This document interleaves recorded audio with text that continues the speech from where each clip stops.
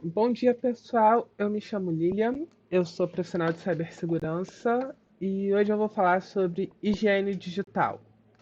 Mas antes, vamos começar com algumas definições básicas que vão ser usadas ao longo dessa apresentação de agora.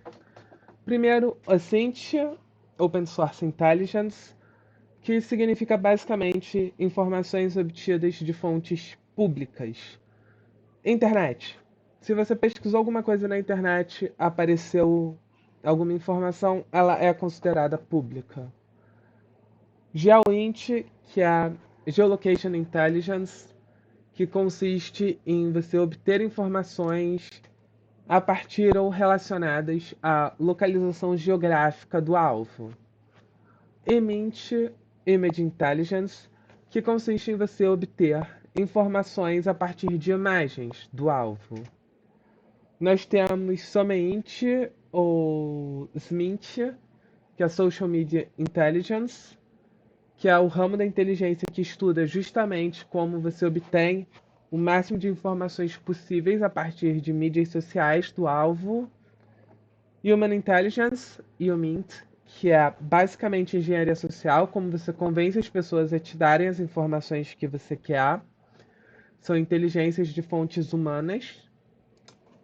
Aqui vem dois termos mais ligados à cibersegurança em si, que é o CVE, Common Vulnerability Exposure, que é um índice das vulnerabilidades conhecidas e publicadas.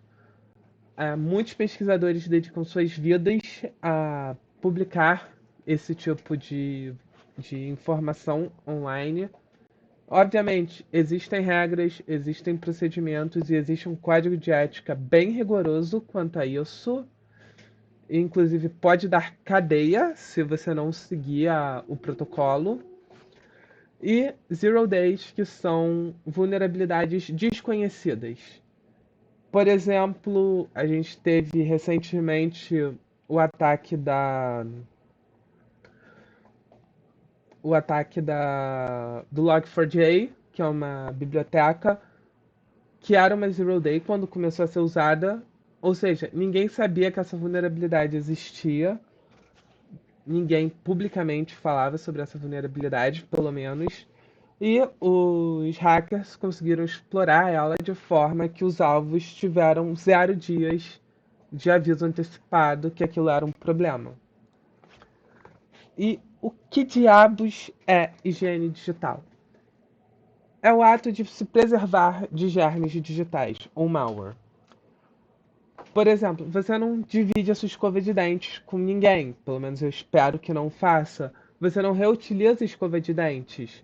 Você não Você não reutiliza sabonete de pessoas estranhas, eu espero, sabonete em barra. Dessa forma, esses mesmos princípios são aplicados ao mundo digital. Você não deve reutilizar senhas, você não deve compartilhar senhas, você não deve atuar em. Você não deve deixar público coisas que você não se sente confortável deixando público e que possam ser usadas contra você. É basicamente os mesmos princípios da higiene humana, só que aplicada ao mundo digital.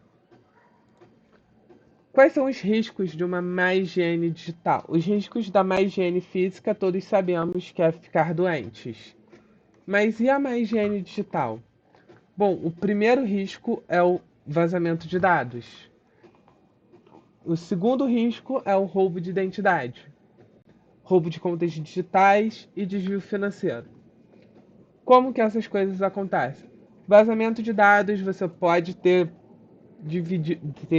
postado alguma coisa que você não gostaria que fosse pública em uma rede social só para amigos, alguém tira um print, começa a se espalhar, e quando você dá por conta, o mundo inteiro já está sabendo. Roubo de identidade e os três outros itens, na verdade, tanto o roubo de identidade, o roubo de contas digitais e o desvio financeiro entram na mesma categoria, que é através de reuso de senhas, você ter contas em sistemas diferentes comprometidos, incluindo, por exemplo, sistemas governamentais. No caso do Brasil, nós temos o gov.br. Desvio financeiro.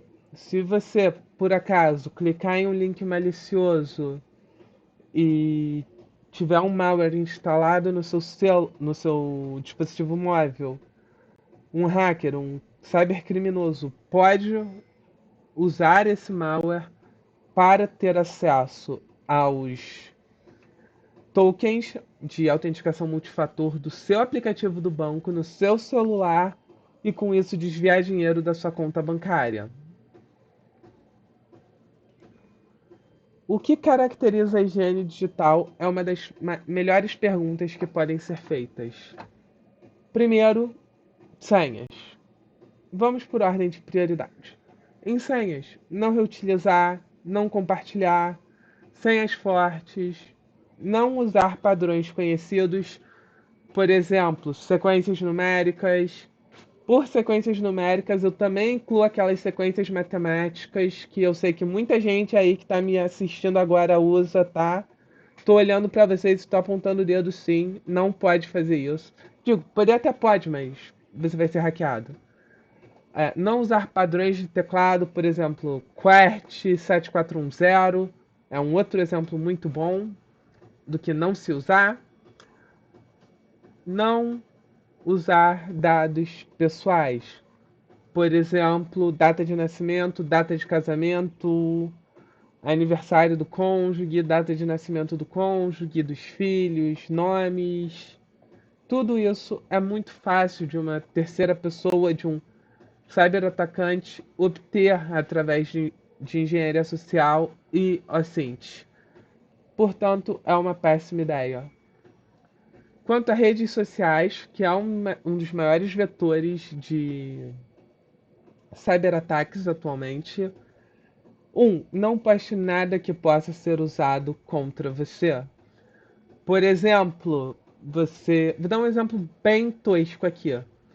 Você falou para sua esposa, para o seu marido, que você ia trabalhar até tarde e foi pro bar com os amigos e postou uma foto no bar com os amigos.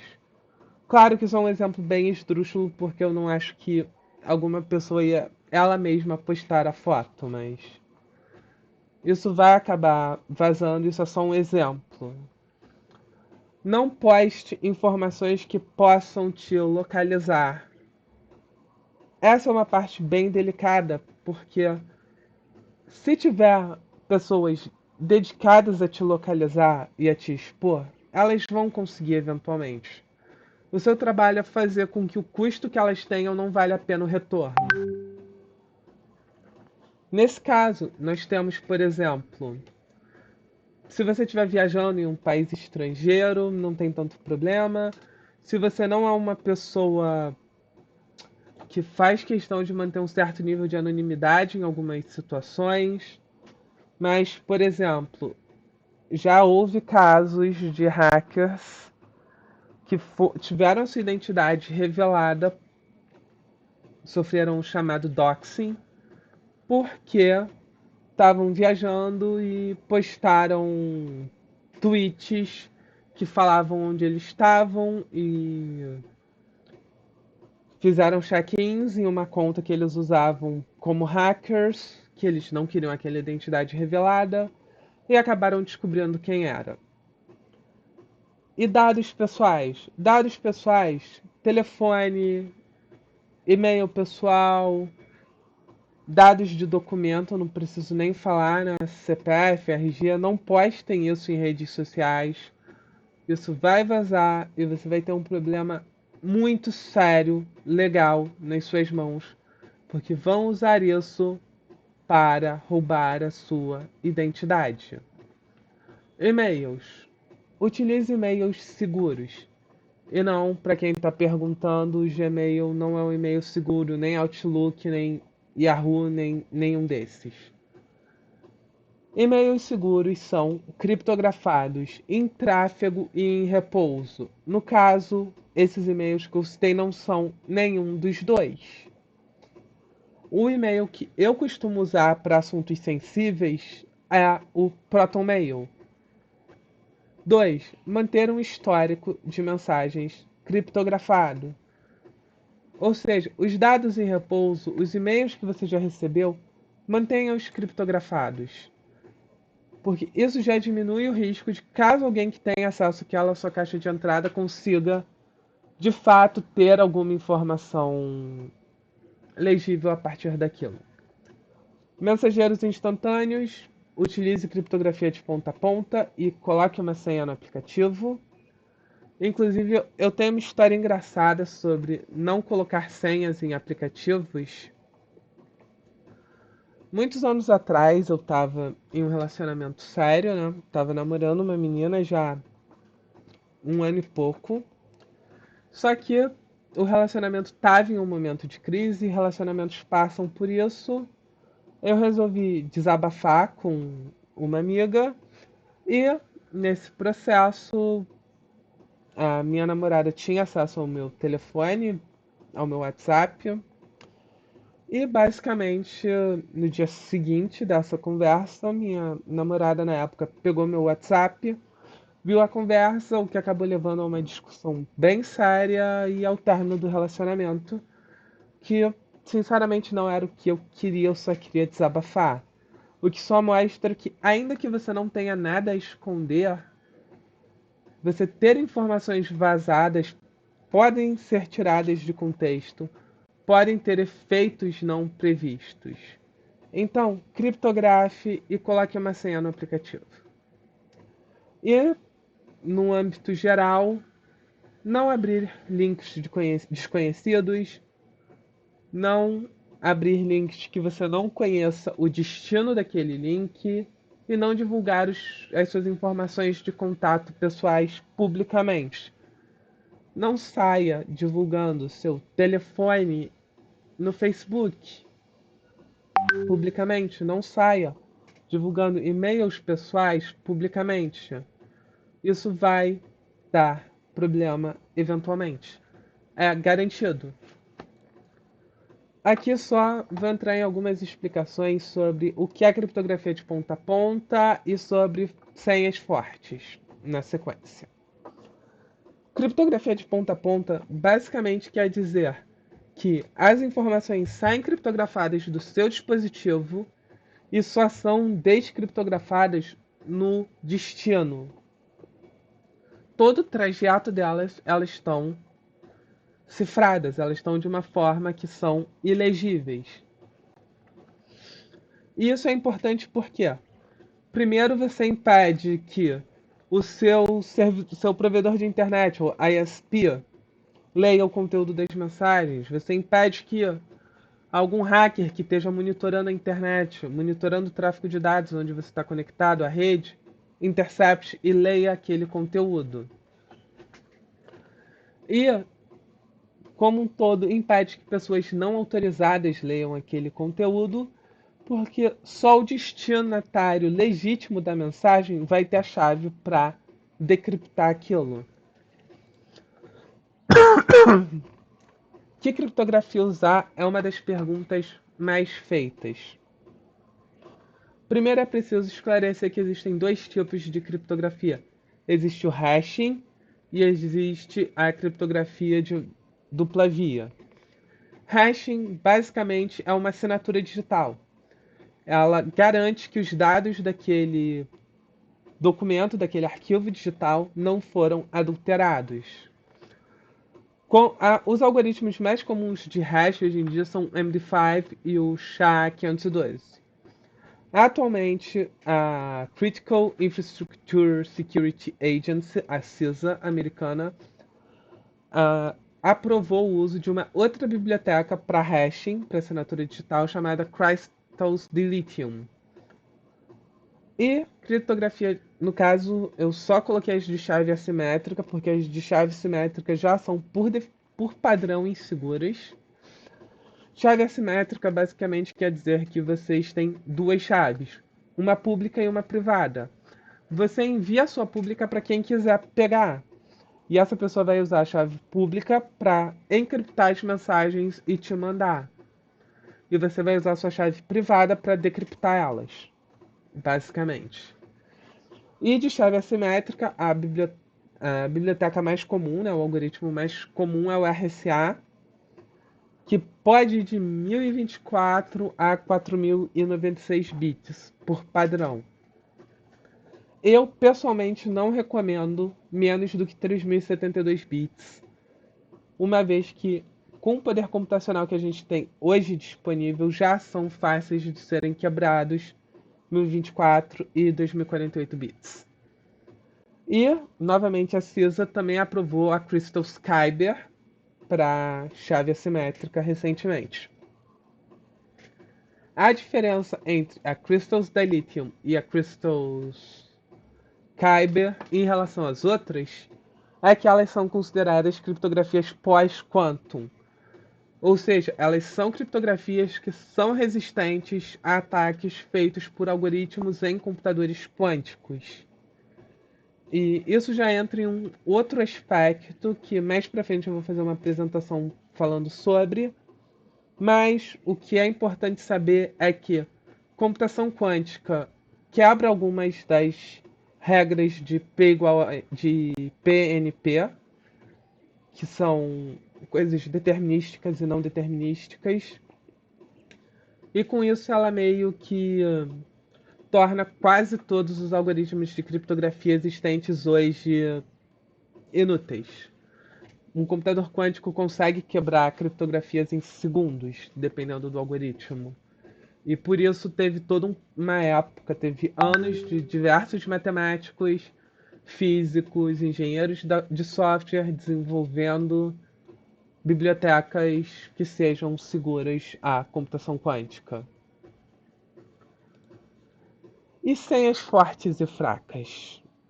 Essa é uma grande pergunta que muita gente, inclusive muitos profissionais de segurança, costumam falar que uma senha complexa é o segredo para uma senha forte. Aqui a gente tem duas senhas, uma que eu criei com um gerenciador de senhas e uma que eu escrevi.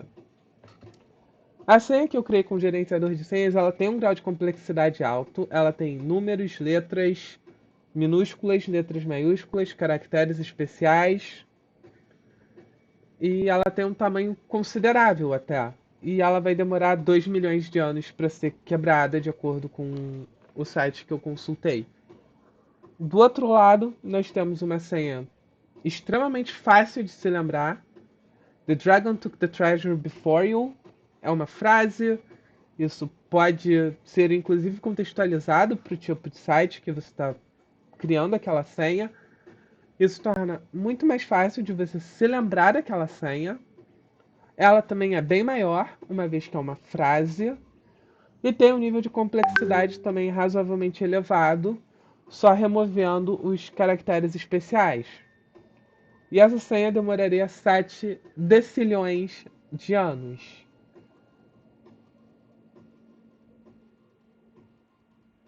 Isso é ordens de grandeza, muitas ordens de grandeza maior do que a senha mais complexa. Então, lembrem-se, tendo a opção, optem pelo tamanho e não pela complexidade. Claro que no mundo ideal, é só um pequeno disclaimer, você vai ter os dois. Mas nem sempre é possível. Aqui, por exemplo, se eu colocasse uma exclamação no final da frase, provavelmente ia aumentar ainda mais o tempo de quebra. E como se proteger? Como se proteger é uma pergunta muito válida e que muito pouca gente tem uma noção real. A primeira questão é, o primeiro ponto, primeira regra: nunca confie em uma rede desconhecida. Por exemplo, você está no Starbucks e você tá no seu celular e você comprou um café e você vai usar a rede deles. Você consegue garantir que, essa rede é a mesma rede da Starbucks. 2, essa rede é segura. E 3, essa rede não está sendo indevidamente monitorada pela própria Starbucks. Não, você não consegue. Ninguém consegue. Isso em uma rede de uma empresa. Imagina uma rede aberta aleatória que você encontra na rua. Já cansei de ver pessoas procurando Wi-Fis abertos na rua e acessando aplicativos de banco. Tá, isso é uma ótima coisa que você pode fazer se você quiser ter todo o seu dinheiro do banco desviado. Nunca plugue nenhum dispositivo desconhecido no seu computador. Isso também é uma regra muito válida e que muita gente ignora ou simplesmente desconhece. Quem aqui já não fez ou não conhece alguém que achou um pendrive na rua e foi plugar no computador para ver o que tinha dentro? Muitas vezes até com a intenção de ver se conseguia identificar o dono para devolver. Isso é uma receita para você ser hackeado. Além do pendrive poder ter um malware com um autorun que vai executar assim que você inserir o pendrive, o pendrive também pode não ser um pendrive, pode ser um rubber duck ou algum dos genéricos, que são basicamente ataques de bad USB. Eles são conectores USB que, quando são conectados, eles se comportam como um teclado e começam a inserir uma série de comandos pré-configurados pela pessoa que colocou ele no lugar que você achou, que podem instalar um malware, abrir uma backdoor, fazer um vazamento de dados, deletar System32. Ele pode fazer o que quiser, ele pode fazer qualquer coisa que você poderia fazer no seu teclado. Então, essa é uma regra muito importante. Regra número 3: nunca abra e-mails que você não esperava receber. Se você é uma pessoa, tá ali de boa no seu trabalho e recebe um e-mail de um príncipe nigeriano, estranho. Ou então você recebe um e-mail de você é um profissional da área de vendas, você tem toda a sua carreira em vendas, seu estudo em vendas, e você recebe um e-mail falando sobre uma teoria física ou alguma questão de qualquer outra área do conhecimento que você nunca demonstrou interesse nem nada. Isso, isso é um grande sinal de alerta. Sempre que possível, criptografe seus dados, tanto em repouso quanto em trânsito. Dados em trânsito são mais comumente criptografados. A gente tem o HTTPS, a gente tem basicamente os mensageiros instantâneos usando criptografia de ponta a ponta.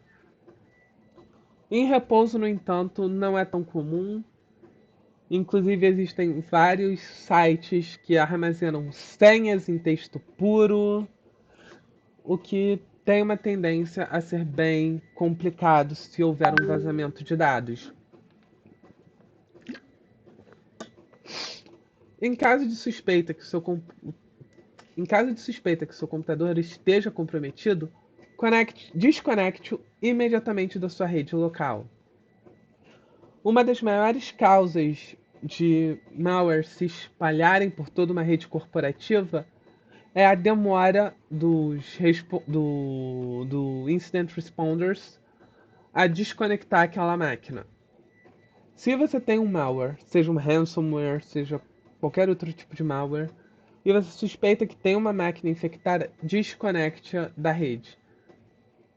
Porque cada segundo que você deixa ela conectada na rede é mais um segundo que o malware tem para se espalhar para outras máquinas, fazer o pivoteamento lateral, e a partir daí não tem muito mais o que você possa fazer. Regra número 6. Cuidado com o que é postado nas redes sociais. Isso eu acho que eu já expandi bastante, mas eu tenho uma história um tanto quanto engraçada sobre isso. Alguns meses atrás eu estava numa cafeteria, numa Starbucks, aqui perto da cidade onde eu moro. E tava eu, minha namorada e a gente estava lá tomando café e tinha uma mulher lá. A gente adorou a bota dela, a gente queria aquela bota, a gente queria saber onde ela comprou para comprar uma igual. Só que somos duas autistas e a gente não conseguiu abordar ela a tempo para perguntar onde ela tinha comprado a bota. Mas tudo bem, acontece. Porém, eu sou uma hacker por natureza. Então, eu tinha ouvido primeiro o nome dela, porque no Starbucks eles chamam você pelo nome para te entregar o pedido. Inclusive, uma das minhas recomendações é deem nome falsos nesse tipo de estabelecimento. E, na sequência, a gente acabou voltando para casa. Eu comecei a pesquisar pelo nome dela, fiz algumas referências cruzadas, usei um pouco de gel int, comecei a traçar os pontos e em uma questão de menos de 2 horas eu já estava conectada com ela no Instagram, já tinha feito a pergunta, já tinha recebido a resposta do que eu queria. Então, informações postadas nas redes sociais, informações disponíveis na internet, são uma faca de dois gumes. Nesse caso foi excelente porque eu consegui descobrir uma coisa irrelevante para a sociedade, que era onde ela tinha comprado aquela bota.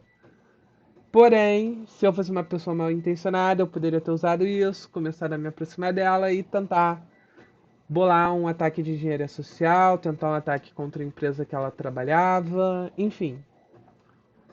Regra número 8: cuidado com pessoas que você conversa.